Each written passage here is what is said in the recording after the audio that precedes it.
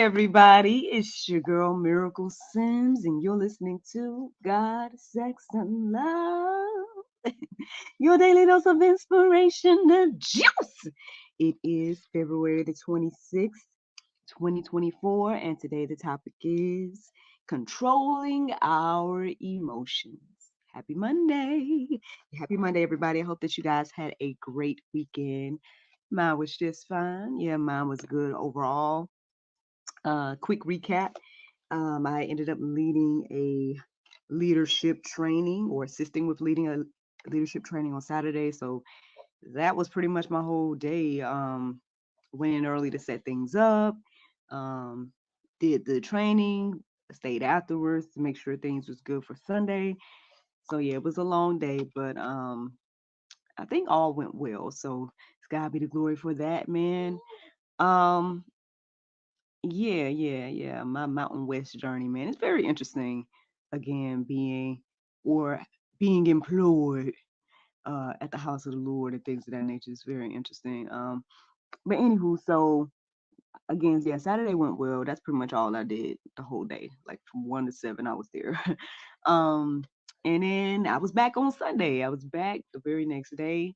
Um, and it was good. I ended up working two of the gatherings, and then I got a chance to sit in the third. So I got a chance to get communion again, as well as the word.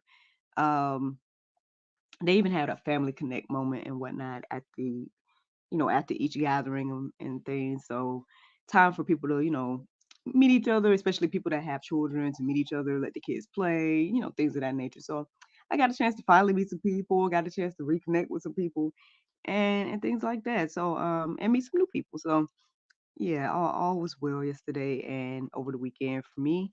Again, it seems like most of my time was at the church, but it's all good. I greatly appreciate each and everything about my journey thus far.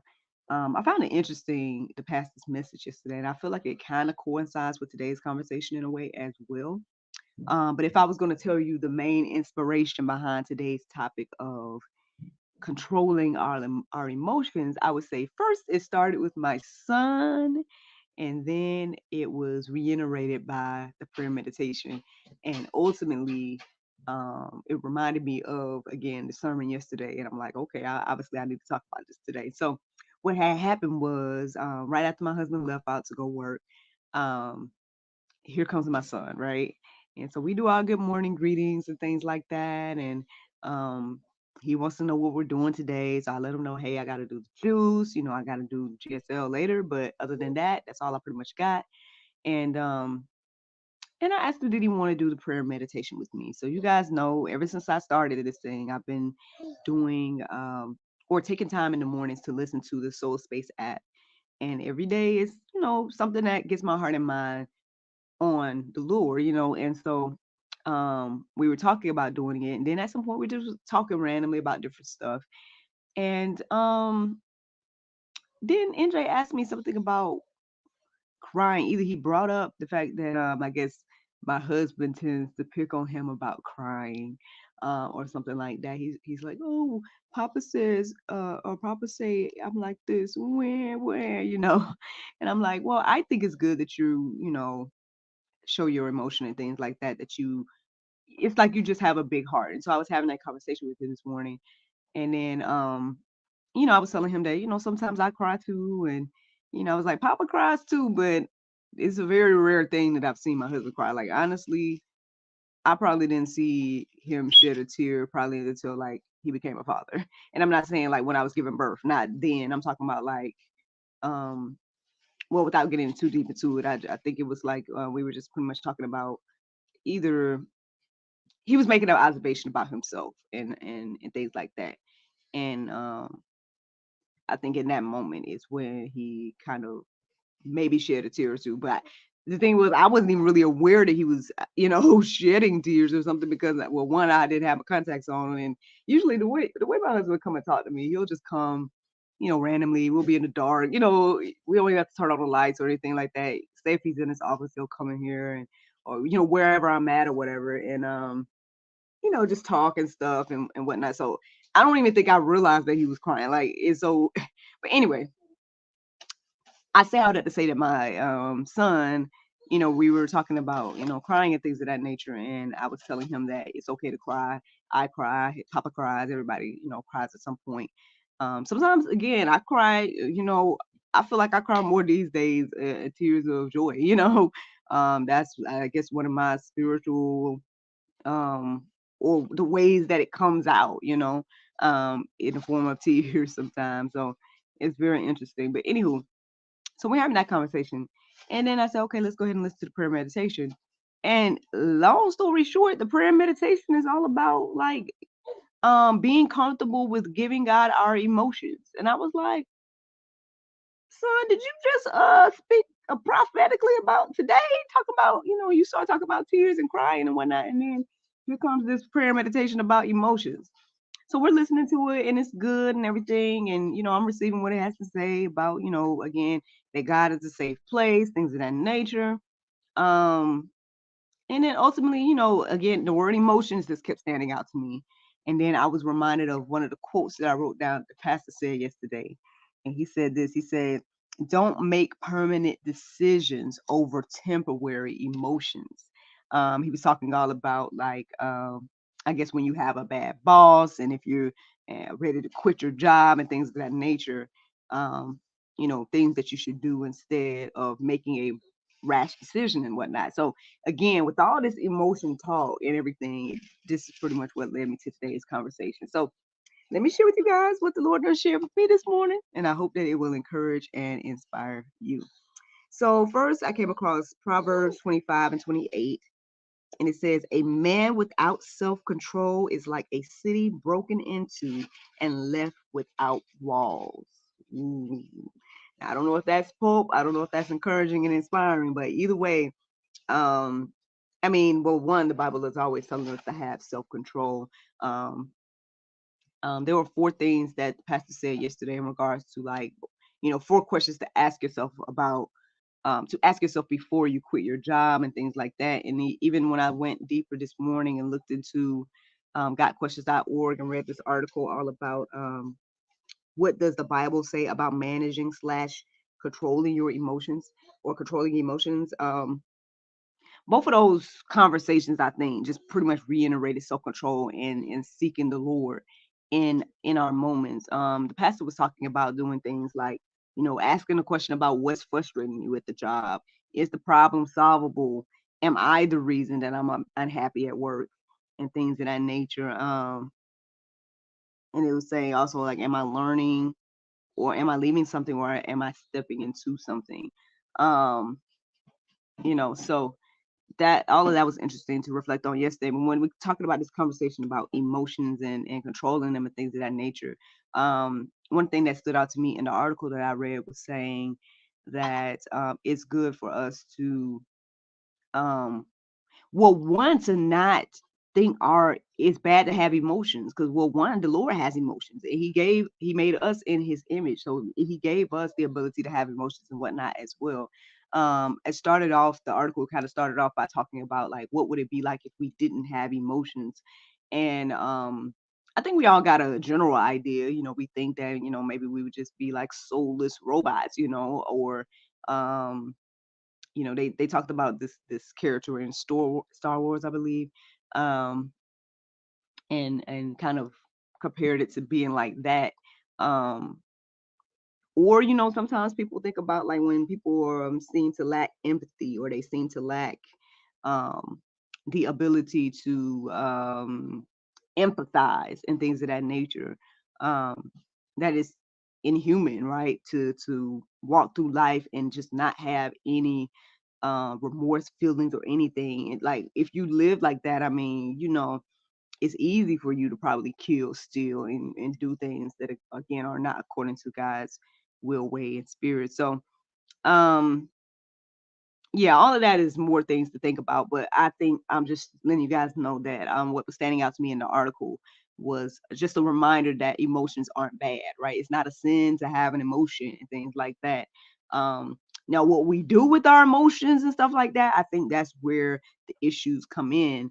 But having an emotion and things of that nature is not bad. So then from there, acknowledging whatever your emotion is and then going to the Lord, right, about what to do with it at that point. That's pretty much the beginning of how to control your emotions. But let's go ahead and get into the next verse. And that's Proverbs 14 and 29. It says, whoever is slow to anger has great understanding, but he who has a hasty temper exalts folly. And that might be Pope this morning if you're one of those type of people that are easily hot-headed or things of that nature. If you're somebody that allows emotions to control you versus controlling your emotions, then yeah, it says that is foolishness. That's pretty much what folly means, foolishness. To do that and to live that way.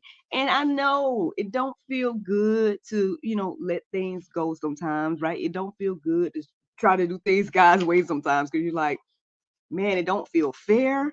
It feels like it's no justice in that X, Y, and Z until you start to do it regularly and see how God will work it out for you.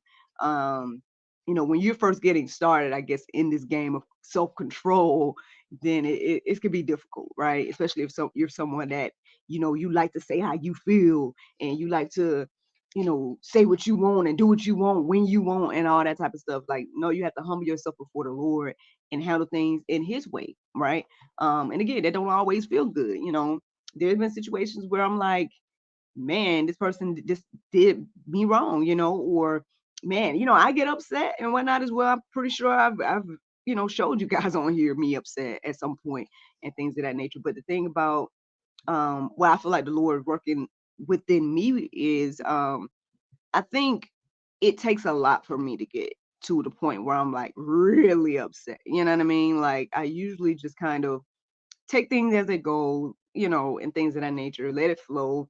Um, just kind of again lean and depend on the Lord and things of that nature. But I'm not sitting here saying it's not difficult, right, to go through or to be, faced with people that like again, do you wrong and things of that nature. Even what Pastor was talking about, having a bad boss. Like if people are operating, for example, in deception and manipulation and intimidation or any of those things, which was qualities that the pastor was saying is a bad boss. But anybody, right?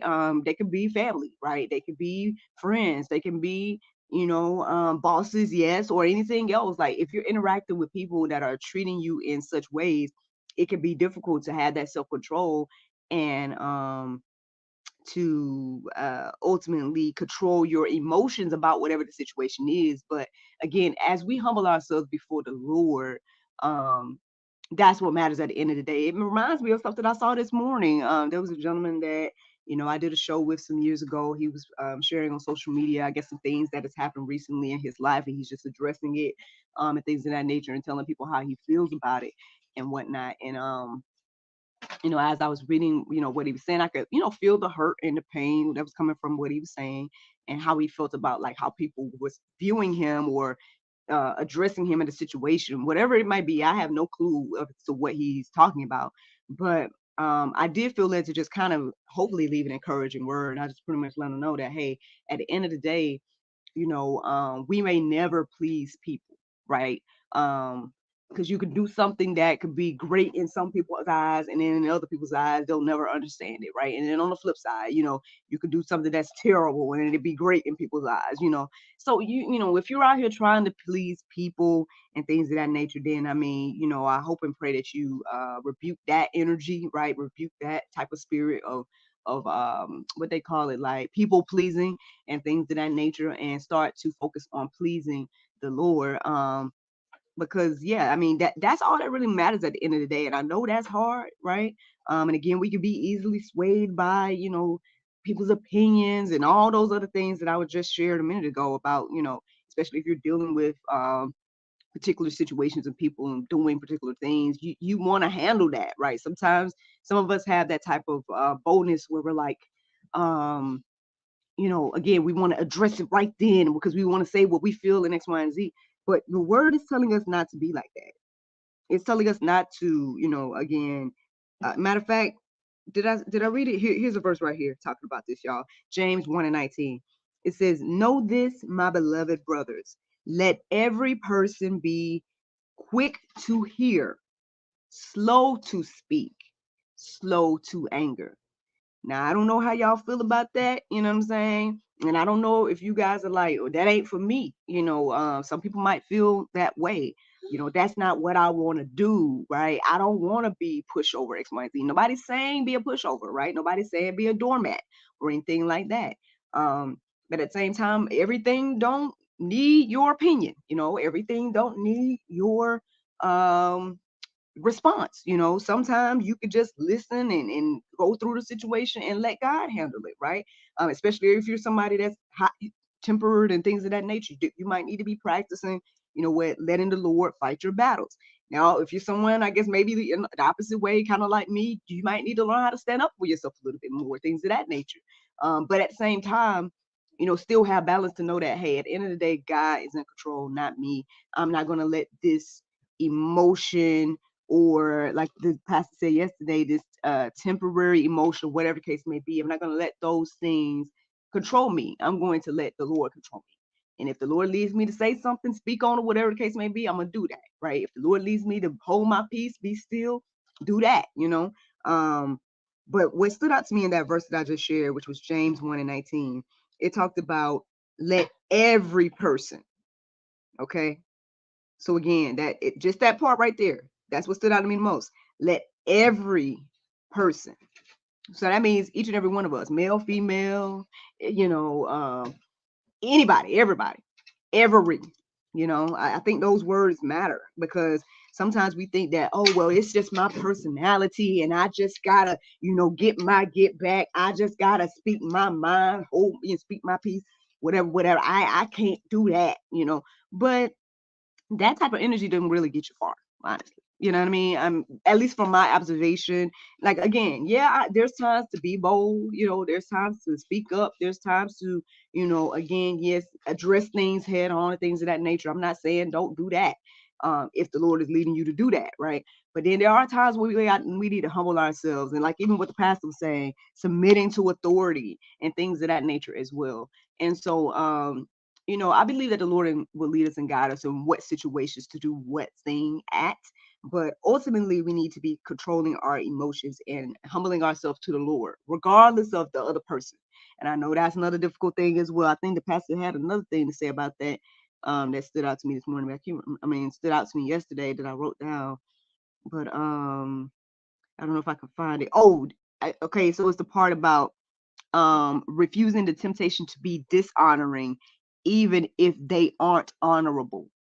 Even if the person that you're dealing with isn't an honorable person, sometimes we still have to humble ourselves and refuse that temptation to be dishonoring. Because sometimes people are in positions that, again, God put them there for a reason. Why? I mean, I'm not trying to preach the whole pastor sermon, you guys from yesterday or whatever, but I mean, it's really just really reiterating and just kind of hitting home with this conversation about controlling our emotions. Because I guess I just made different observations, y'all. I mean, my own self as well, but then, as I talk to different people and stuff, and I feel like, one of the things that I've observed with some of the individuals that I spoke with is that, they're the opposite of me in regards to, I might be the type of person that takes too much on, or I'll be like letting too many things go, and stuff like that. But hey, I try my best to do that in wisdom, you know what I mean? Because my thing is, and not to be like, I'm not saying in wisdom to be like, again, never addressing things, but it's the wisdom to be like, what be on my heart and mind to say sometimes,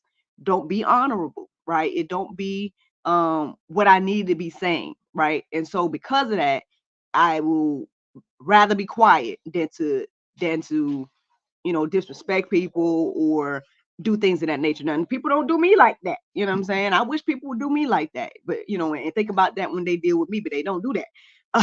But regardless of that, I still gotta, right, humble myself, and give honor and credit where all of that is due. Again, I mean, honestly, the Cast movie is a great indication of things that I've been through and stuff like that. That, the character Valencia that I was playing is a combination of a group of people that, they were playwrights and things of that nature that, treated their cast probably not the best, and did all these things. But but I humble myself in their authority. At the end of the day, I was just an actress in their show. You know what I'm saying? And so I can't sit here and, I can be upset. I can, again, acknowledge whatever emotion that I felt as I went through those situations. But at the same time, I was doing exactly what the pastor was talking about yesterday, paying attention to different things like that and learning from it.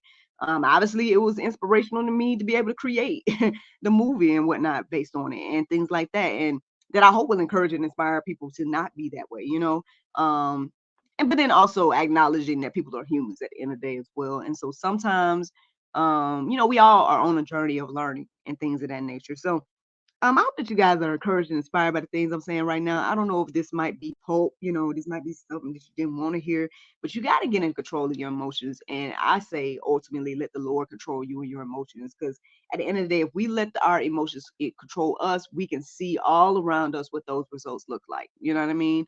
Um, so I don't even have to sit here and list it. It's on the news, it's on social media, uh, people being, out of self, not having self-control. So anyway, I mean, that's pretty much it in regards to the verses. I mean, again, if you guys want to go deeper and check out that article at gotquestions.org, again, it is called What Does the Bible Say About Managing/Controlling Emotions? I feel like it was a good read, something good to reflect on, especially if you're someone that needs to practice this. But ultimately, I guess the juice is, hey man, self-control is one of the fruit of the spirits, and in order to receive that thing, you got to get into relationship with God, right? We got to be studying His Word. We got to be doing things the way He wants us to do it, and being in constant communication with Him and things like that. Again, humbling ourselves before Him. Lord, I feel sad. I feel mad. I feel this, that, and the other, right? How do you want me to handle this situation? And what I found, as the much as I, humble myself, I know it might look foolish to people. Some people like, oh, you letting people run all over you. Oh, you this, you that. Miracle, you don't, da, da, da. But at the end of the day, all things have worked together for my good. And that, like everything. Like, honestly, again, I wouldn't be where I'm at today if I didn't go through the stuff I went through. Let a lot of stuff go, and let the Lord fight my battle. And at the end of the day, again, situations that could have been terrible, worked out in my favor. And I just, I just give glory and honor to the Lord for that. And I hope that you guys are encouraged and inspired to do those things as well. The Bible verse of today is Psalm 56:3. It says, "But when I am afraid, I will put my trust in you." Friends, I hope you all enjoyed this juice this morning. Thank you so much for listening to God, Sex, and Love, your daily dose of inspiration, the juice. I pray you guys can go forth and have a wonderful day. And I look forward to talking to you all tomorrow, if the Lord's will. Bye bye. There you go. Facebook, YouTube, Rumble, anybody listening to the sound of my voice. I hope that you all are encouraged and inspired. Thank you so much for listening, watching, subscribing, and sharing all those wonderful things. Man, I woke up this morning, not only to this word and everything like that, I woke up kind of early. I don't remember the time, but I saw that your girl's booked. I got another booking. Yes, so to God be the glory. Thank you to my cousin Willie, for booking me for her upcoming birthday party. So I'm excited about that. Looking forward to bringing her party to life and things of that nature. So, man, yeah, to God be the glory. It was also another teaching moment for NJ. It was so funny. Last night he came in.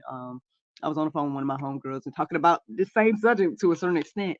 And we were just chit chatting and whatnot, and he comes in with this piggy bank, and he's like, "I got all these coins," and I was like, "Yeah, okay, well, you're gonna have to start saving some coins so you can take it to church." I can't give all my coins. If I give all my coins, then I won't have any. And I'm like, son, as you give coins, you'll have more coins. So this morning, like I told you guys, one of the main things since I took financial fitness was getting in the habit of whatever income comes in, start divvying. I've been divvying it ever since then. And I feel like, again, that like the 2 fish, 5 loaves of bread. The money has been there when I needed to be there. It's where it needs to be and stuff like that. I am, sowing seeds and stuff like that into ministry and things of that nature. And so, soon as something comes in, it don't matter. Like I tell y'all all the time, even if I sell a book for $10, I'll be taking the dollar and giving it, to the Lord. Take another dollar, put it in my fund money account. Take another dollar, put it into our household. You know what I'm saying? Like that. I mean, And I feel like it's really been beneficial to do that. Like, I mean, again, all last year, what I call it, abundance 2023, and this year, um, I feel like it's been the same. You know, the Lord has been blessing and opening doors. Again, just got another booking for Miracle Plays. You know, I'm still working at the church and stuff. Honestly, more it seems like more work is coming for church and things of that nature. So these are just things to think about, y'all. I mean, I don't know why I got on the financial tip, but I just want to let y'all know that, you know, hey, you know, girls out here, you know, bless the book. Oh, another thing that happened over the weekend. So I shared with you guys on social media that I was featured in the STEM I forgot the name of the magazine now, but it's a magazine. The STEM I can't remember now. But anyway, so I was featured in this magazine, and I've been asked to be a speaker of this weekend coming up. So it's gonna be a virtual conference, and I guess your girl gonna have 30 minutes to be speaking out here. So God be the glory for that. You know, hey man, I'm grateful for every opportunity and everything that the Lord is doing with me, for me, and through me. So yeah, man, just share, look, just share my testimonies. You know what I'm saying? I hope they encourage you and inspire you on your journey. And yeah, I just look forward to talking to y'all tomorrow if the Lord's will. All right. Have a great day. Bye.